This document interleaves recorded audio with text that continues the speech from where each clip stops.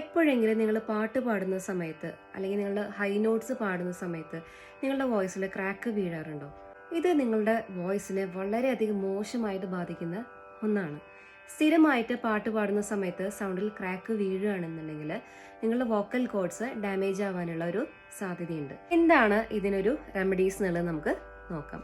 ഒന്നാമത്തെ കാര്യം നിങ്ങൾ ചെയ്യേണ്ടത് സ്ട്രെയിൻ ഇല്ലാതെ റിലാക്സ്ഡ് ആയിട്ട് വേണം പാടാനായിട്ട്. അതായത് ലോവർ നോട്ട്സും മിഡിൽ നോട്ട്സും പാടുന്ന സമയത്ത് നിങ്ങൾ ചെസ്റ്റ് വോയിസ് മാത്രം യൂസ് ചെയ്യുക.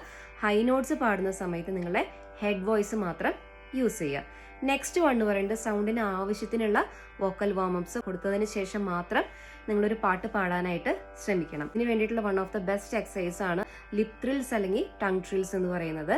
എൻ്റെ പേജിൽ ഒരു റീൽ ഉണ്ട് ഇതിനെ കുറിച്ച്, കാണാത്തവരൊന്ന് പോയിട്ട് കണ്ടു നോക്കണം.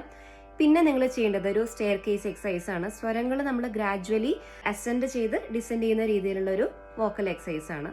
ഒരു എക്സാമ്പിൾ കാണിക്കാം.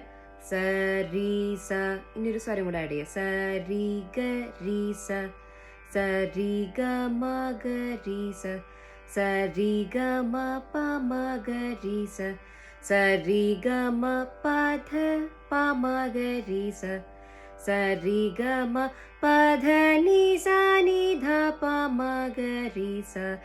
ഇത് നമ്മൾ ഈ പറയുന്ന രീതിയിൽ തന്നെ പാടണം. ഇതിൽ അകാരം, ഇകാരം, ഉകാരം, എ, ഒ, ഇത്ര വൗവൽസ് ഈ പറയുന്ന സ്വരങ്ങളിൽ നിങ്ങൾ പ്രാക്ടീസ് ചെയ്യണം.